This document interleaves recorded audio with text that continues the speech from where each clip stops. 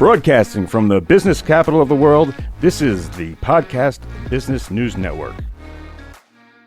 All right, guys. Hey, we are back. Thank you, Mr. Producer. I am here joined by the one and only world-renowned, in-demand queen of entrepreneurism.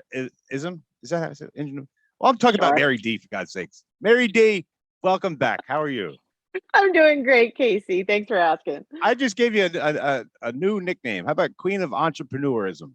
Is that Queen of Entrepreneurism? Okay, I like that. I like that. You know, I'll say this. My Myers-Briggs, which if you've never done it, for anyone listening, it's www.16personalities.com. It's a free quiz. It's an assessment. You answer a bunch of questions, and it actually tells you how you operate. And I have to tell you, of all the people that take this, I have found that it's got about a 90% accuracy. Mine is almost spot on. Wow. And I say spot on because it can tell you things about yourself. Like you'll read it and you'll be like, what witchcraft is this that it knows me so well?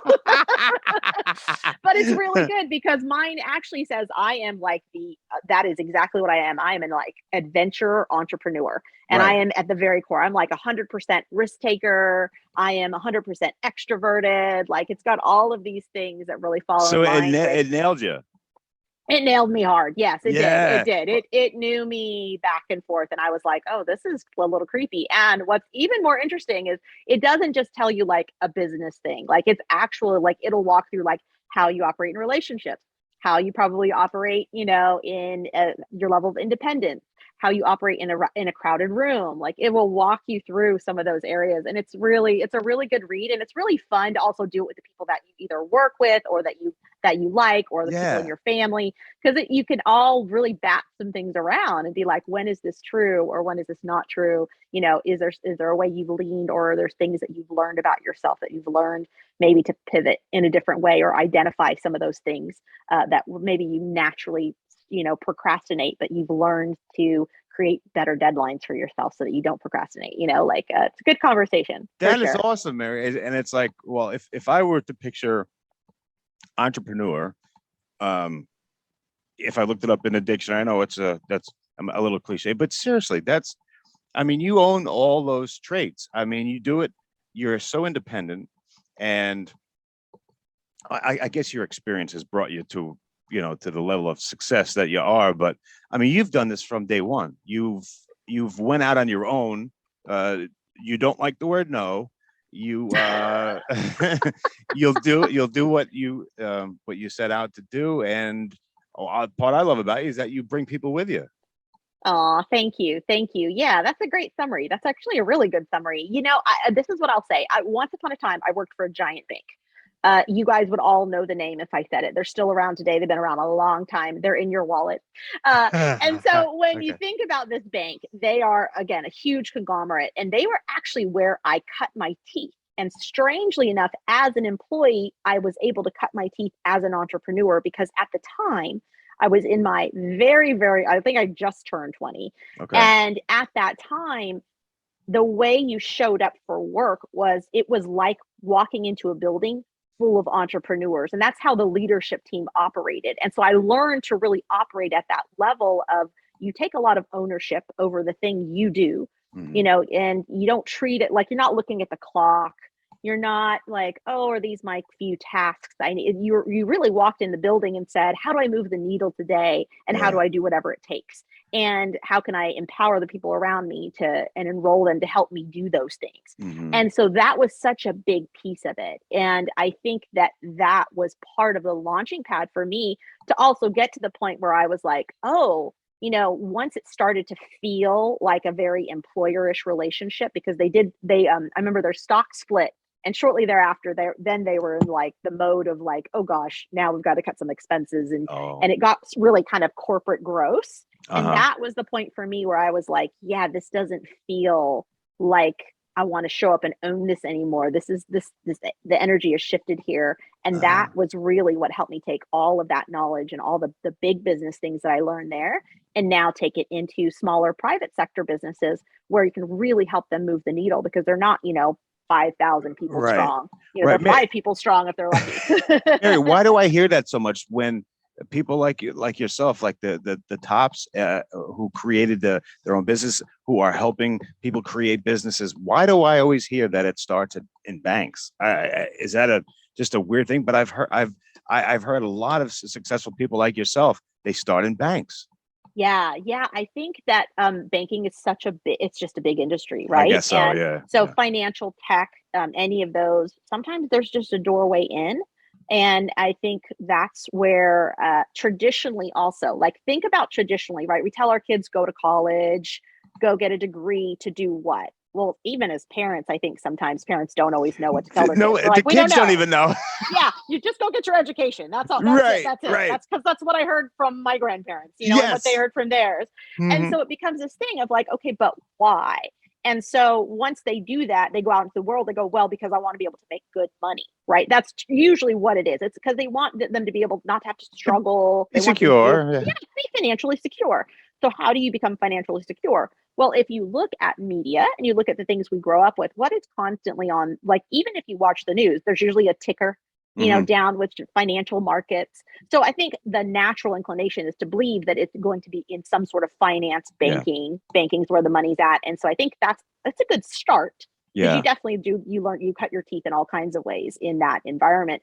But then there's also that inner knowing of like, okay, how can I actually apply this to who I am and what I want to do in the world? And now take some of these really smart things that I learned to And do, a good right? I skill learned set you about, got. Yeah. yeah, time management and giving presentations and managing people, and just how, even interviewing people, and also Public hiring, like, speaking, which you got. yeah, public speaking. Thank you. Yeah, all of those things. And Yeah. so it definitely, it was really a great place to sharpen my sword. And I think that's why a lot of people start there. But I Hmm. think that it's not necessarily where a lot of people end up sitting if they feel that calling inside, or if they feel any kind of restlessness. That's when it's like, ooh, now, Yeah. you're feeling the tug from the universe to A go little out and different, yeah. create Yeah, something universe else. tell me to Yeah, do something different. So, which is totally. awesome, is because you're going to talk to us today about how to make the good decisions when you're going to start a business. Before we get Yes. there, Mary, can you just tell people anything if they haven't heard your show before, um, uh, anything that you want them to know before we get into this awesome topic? Because people are going to learn a lot today. Absolutely, absolutely. If you guys want to reach out, get more content, you can find me at the Mary D, and that's on Instagram, that's on Facebook. And if you want to get any more information, I've got great events that we do. We've got a consulting program, we've got a mentorship program. You can go over to madloveagency.com. That's my corporate site. You can also see more personal stuff on me, catch more podcasts, catch more content at maryd.com. So I've Awesome. got lots of great resources for you. You're welcome to go there. But really, I want to show up today and just give a lot of value Love it. for the show that we have at the time that we have, Casey. And Please. so let's talk about that topic, which is how to make great decisions in your Yeah. business. Hmm. This last week, as I was having a VIP day with some clients, we were talking about this subject because it's not a complicated thing, but also it can feel complicated when we're trying to make good decisions in our business, because a lot of us are saying, oh my gosh, like, I don't want to spend the wrong dollars on XYZ. I don't want to set the wrong goals and be working and focusing my work on something this year that's not going to move the needle. Uh-huh. Or how do I figure out what am I focusing on this year to move the needle? So Hmm. one of the easiest ways to come about that decision making process, and by the way, this works not just in business, but also in your personal life, is knowing what your core values are. So Right. I have every business sit down. If they don't already have a set of core values, I ask them to write them out. And you can write them out according to how you want your team to operate and show up. You can do it from a customer standpoint, how you're going to serve your customers, um, and how you want to perform or what you want to be known for in the market. So to give you an example of this, one of my clients, they want to create loyalty and trust in their community, because they know loyalty and trust are the things that they can look back at in their organization as being the pillars of the best kinds of clients that they have. Because when clients are loyal, they refer business. When clients are loyal, they stick with you even when things get a little bit rough. And so, how do you instill loyalty? Well, you do it through trust and Yeah. through community. And so, for them, knowing that trust, community, loyalty, these are all very important core values for them, this is where we say, well, then this is how we're going to set up our goals for what we're really focusing on this year. How You're can right. we? It's not Yes. very complicated. It's pretty simple. I mean, that's pretty basic. If you're doing the right thing and you want the people around you that have like values, you're speaking my language, so I'm still listening.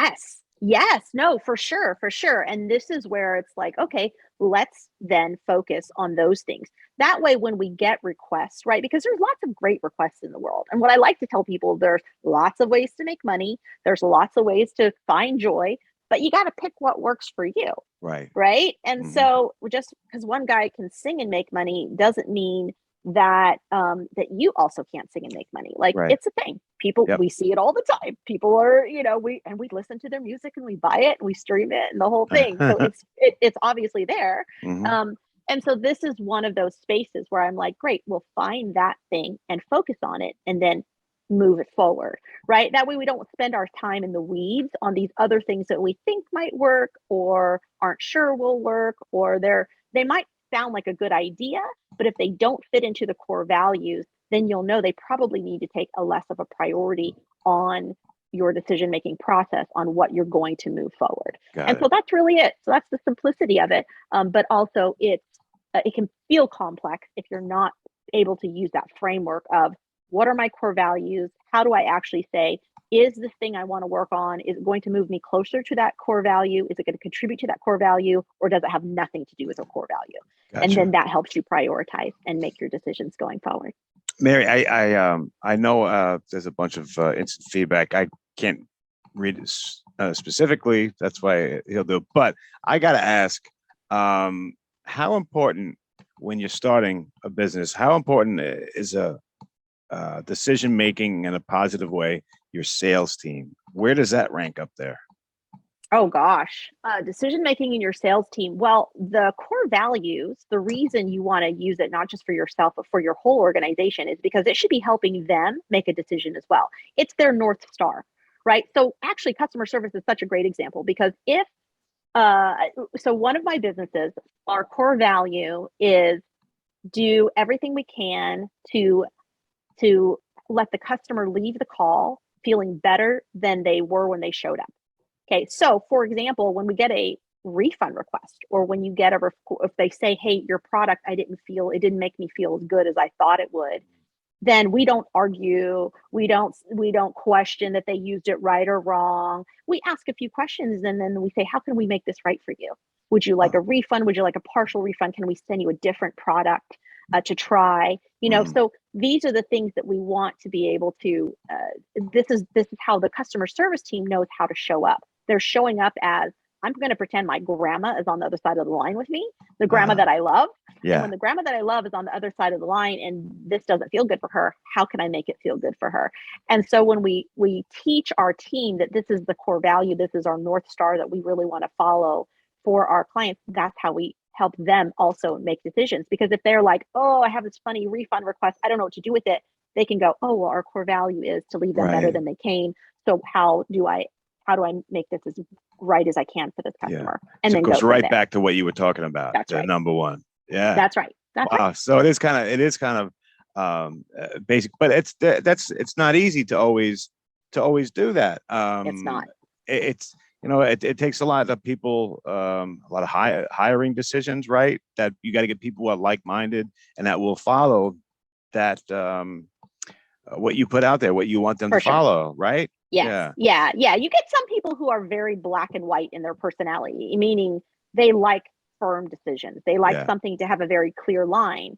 But the way the world works is in an awful lot of shades of gray. So in customer service especially, that's why hiring right for that role is also very important, because I feel like customer service is certainly one of those areas where you get a lot of gray areas Yeah. on things, and helping your people navigate those gray areas, right? So it's like, well, here are the hard rules, but they're not that hard. You've got to soften the lines a little bit around them. And then you have to have you give your people enough empowerment or resources to be able to make some of those decisions, or have someone that can help them make those decisions when they get a little grayer than they're used to. Gotcha, Mary D. Mary D, you got a bunch of people that want to ask you some questions. So, Mr. Producer, do it. what do you got? People, I know there's a million of them, but I know you're picking the best ones. So. We have Tony in Detroit asks, how in depth should our hiring process be? How do we hire the best person quickly? Great question.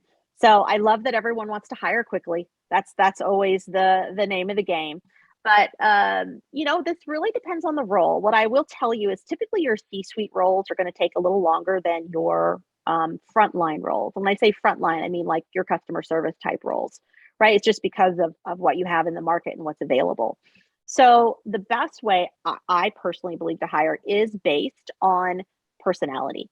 So skill set is certainly one thing. When you're talking about needing someone technical, okay, yes, there are some technical things you want to come along with, like your programmer, right? You don't necessarily, just pull anyone in the world and go, hey, program this for me. Like it doesn't work that way. Right. But you can typically find someone with a good, they've got to have the right soft skills, which are your communication, your level of confidence, how you show up, how they need to show up for the work that they're going to do in the world for you, right?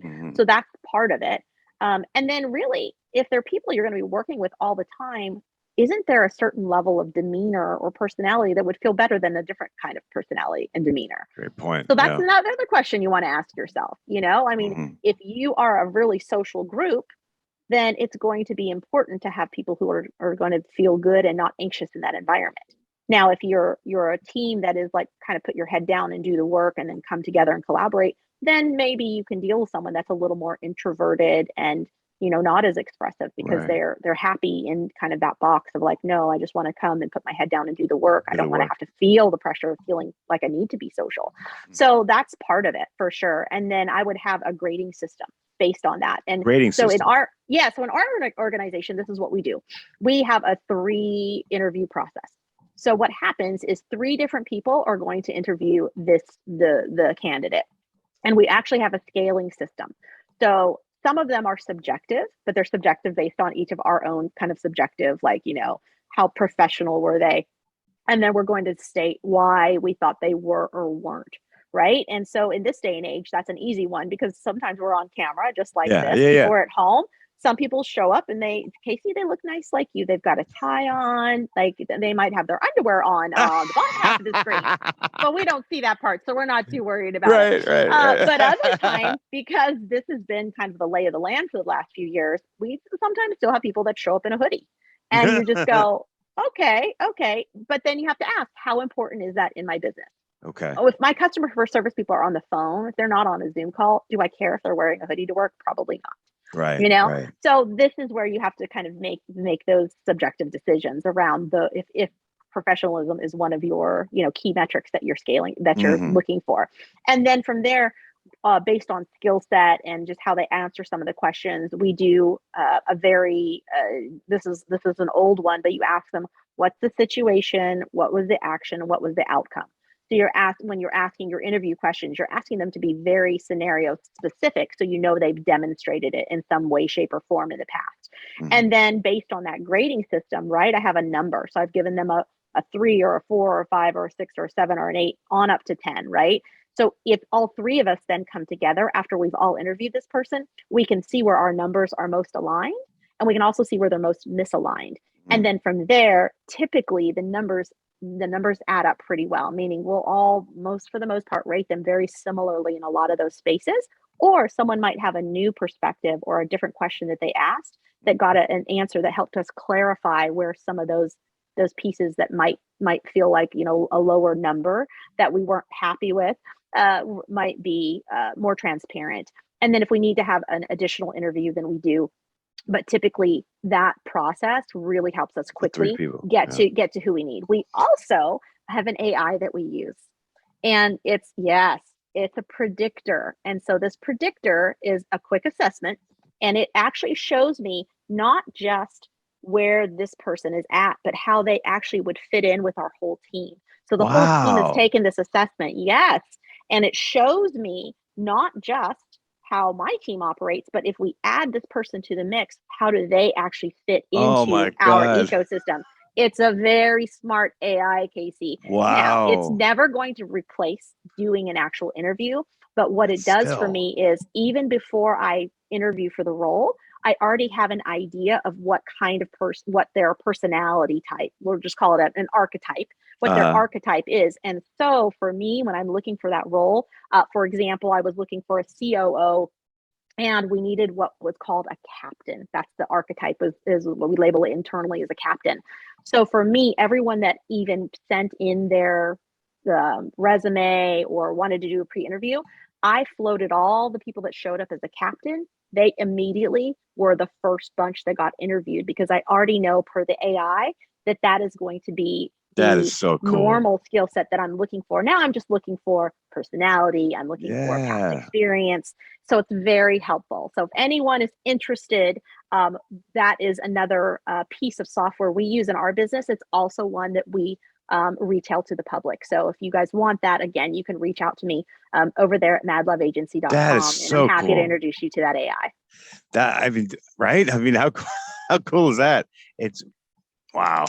Yeah, it's It's fun. it's changing quick, right? I mean, Oh, it is changing quick. Yeah, and it's a yeah. great tool too. You know, I use it even for my own clients when I go in to consult with them. I ask them to all take the assessment and I see as a team how do they function and what are they missing.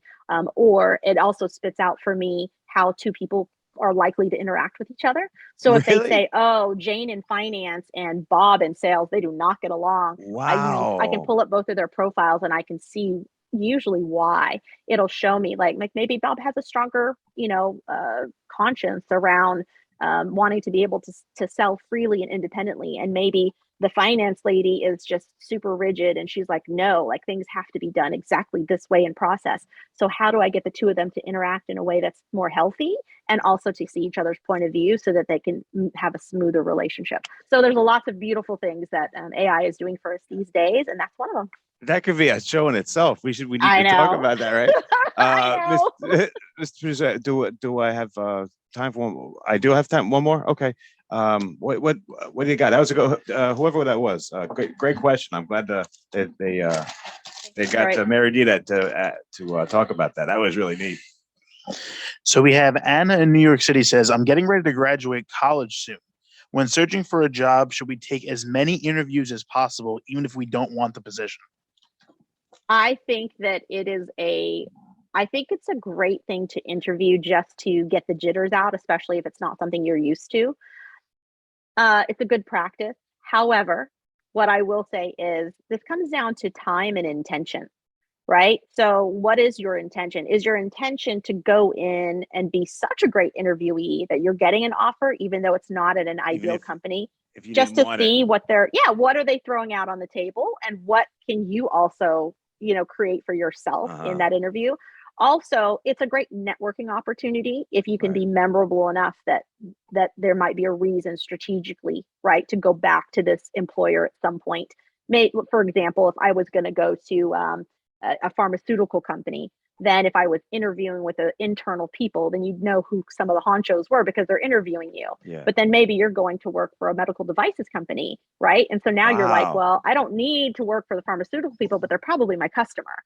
So now you at least have a familiar face and you have a door, right? So that's Wow. another way to look at it if you want to get really strategic and That's what I intentional was about just it. looking at, Mr. Producer. I'm like, can you believe how much she knows? It's just incredible. You're very interesting. You analyze like everything. I mean, it's really cool. Yeah, patterns are my gift, Casey. That's where I really see how those work and how they operate, and just understanding that, and then my job is just to show up and go, hey, oh, you're telling me that? Oh, let me show you where I see the pattern, and hopefully that helps you and guides you along the way so that you That's make awesome. make better decisions. That's awesome. And Mary D came through with another great one today. That was awesome. Mary D, let me give you the last 30 seconds here. You tell us what you got going on. You probably got speaking gigs going on. I'm sure that there's a lot going on in the world of Mary D. But let me just give you the last word here, and then how do we get a hold of you? Another great one. Thank you. Awesome. Thank you. Yes. So again, you can go to marydee.com. That's MARYDEE.com. You can also catch me at my next live event, which is going to be the Abundance Amplifier. And so if any of you are interested in checking that out, it's www.abundanceamplifier.com. abundanceamplifier.com.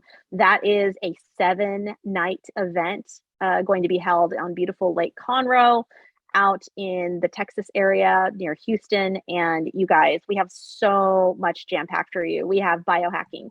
We have some spiritual enrichment. We have relationship enrichment. Wow. And you're there with a lot of top-notch entrepreneurs who are change makers in the world. And it's going to be an amazing event. Just locked in a top-notch sponsor. I'm excited about announcing that once we get that wrapped up here, but it's someone that all of you would resonate with and be very excited to meet and be part of. So abundanceamplifier.com. Love to see you there. Hey, Mary, another great show. Thank you so much. Guys, that's the one and only Miss Mary D. Mary, thanks. We'll be right back, guys.